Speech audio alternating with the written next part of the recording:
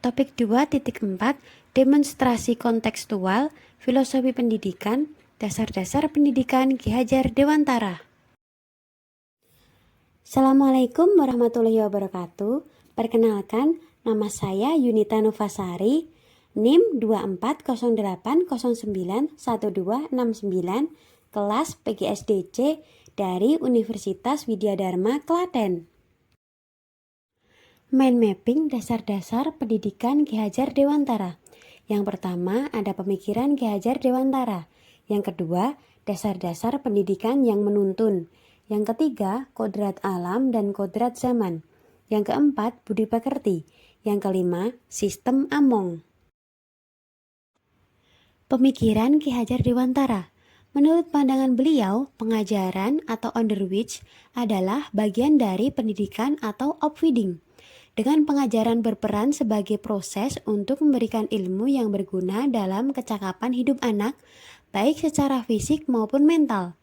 Ada 4 poin penting yang menjadi dasar pemikiran Ki Hajar Dewantara. Yang pertama, pengajaran dan pendidikan. Yang kedua, pendidikan dan kebudayaan. Yang ketiga, tujuan pendidikan. Dan yang keempat, manusia yang merdeka. Yang pertama, pengajaran dan pendidikan. Pengajaran memberikan ilmu yang berguna untuk kecakapan hidup, baik dari lahir maupun batin. Pendidikan merupakan tuntunan agar anak menemukan potensi alamiahnya untuk mencapai kesejahteraan dan kebahagiaan. Yang kedua, pendidikan dan kebudayaan.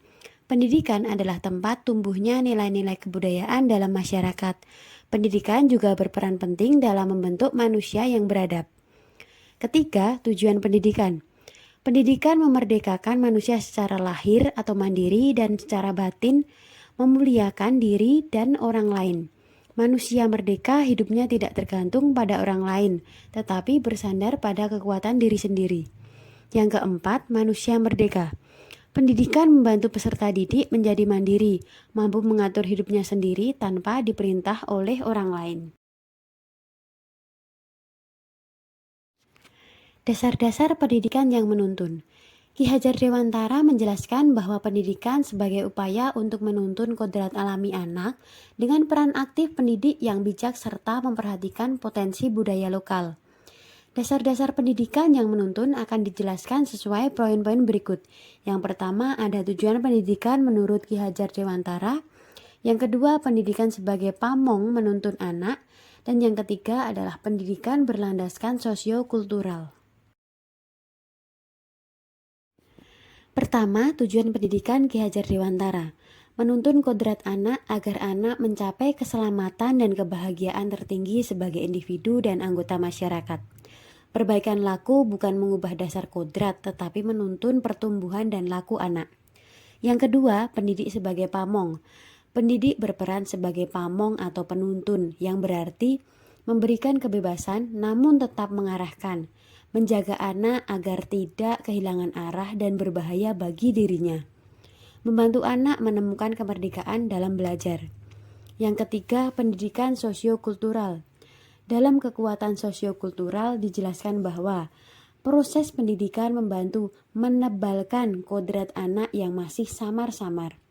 Pendidikan menuntun anak untuk memperbaiki laku, bukan sebagai kertas kosong yang bisa digambar sesuai kehendak orang dewasa. Analogi pendidik sebagai petani atau tukang kebun. Anak-anak diibaratkan sebagai biji jagung. Jika bibit yang baik ditanam di lahan yang subur. Lahan yang subur berarti pendidikan yang baik, perhatian, pengairan, sinar matahari itu diberikan secara optimal, maka biji jagung tersebut akan tumbuh dengan optimal.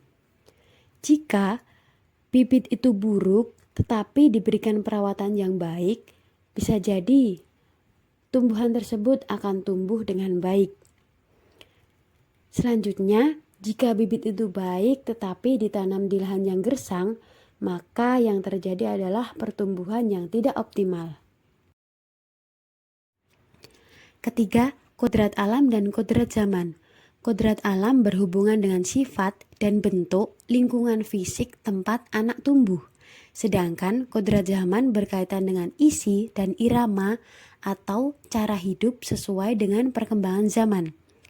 Pendidikan harus memperhatikan kepentingan anak, baik secara pribadi maupun sosial, dengan menyesuaikan pada kodrat alam dan kodrat zaman.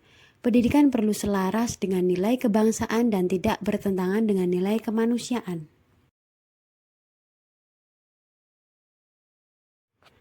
Pengaruh dari luar harus disaring dan disesuaikan dengan kearifan lokal, sosial, budaya Indonesia. Isi dan irama pengetahuan yang diadopsi tidak boleh bertentangan dengan nilai kemanusiaan dan konteks sosial budaya Indonesia. Keberagaman sosial budaya Indonesia menjadi kekuatan yang harus diperhitungkan dalam pendidikan. Cara belajar dan interaksi anak di abad ke-21 sangat berbeda dengan generasi sebelumnya, sehingga metode pendidikan harus berkembang sesuai zaman. Pendidikan harus membekali anak agar sesuai dengan tantangan alam dan tuntutan zaman. Yang keempat, budi pekerti. Budi pekerti merupakan perpaduan antara gerak pikiran atau cipta, perasaan atau karsa, dan kehendak yang menciptakan tindakan atau karya. Ini mencerminkan keseimbangan antara kognitif, afektif, dan psikomotor. Peran keluarga bagi perkembangan budi pekerti peserta didik yaitu keluarga merupakan tempat utama dan paling baik untuk pendidikan sosial dan pembentukan karakter. Di dalam keluarga, anak belajar melalui teladan, tuntunan, dan interaksi sosial terutama dari orang tua dan saudara. Keluarga memiliki peranan penting dalam membentuk budi pekerti anak, berfungsi sebagai ekosistem ideal untuk pendidikan sosial dan karakter. Dalam keluarga, anak belajar melalui teladan, interaksi, dan bimbingan orang tua. Budi pekerti melibatkan kesadaran diri dan sosial, mengajarkan anak untuk membuat keputusan yang bertanggung jawab sambil menghormati kebebasan dirinya dan orang lain. Yang kelima, sistem Among. Sistem Among menurut Ki Hajar Dewantara adalah memberikan kebebasan kepada siswa untuk berkembang sesuai dengan kodratnya, sambil tetap memberikan bimbingan dan arahan yang lembut dari guru atau pamong. Sistem ini menekankan keseimbangan antara kemandirian dan tuntunan, di mana anak-anak diberi ruang untuk menemukan dan mengembangkan potensi mereka sendiri, namun tidak lepas dari panduan dan arahan yang bijaksana dari pendidik. Pamong atau pendidik berperan sebagai penuntun, bukan sebagai penguasa. Pamong harus menghormati kebebasan peserta didik sambil memberi arah agar mereka tidak kehilangan kendali atau arah dalam perkembangannya. Inti dari sistem ini dirangkum dalam 3 prinsip utama. Pertama, ing ngarsa sung tulodo. Di depan memberi teladan. Kedua, ing madya mangun karso, di tengah memberi semangat. Ketiga, tutwuri handayani, di belakang memberi dorongan. Sistem Among bertujuan menciptakan anak yang merdeka secara lahir dan batin, mampu berpikir dan bertindak secara mandiri, namun tetap sadar akan tanggung jawab sosial dan kemanusiaan.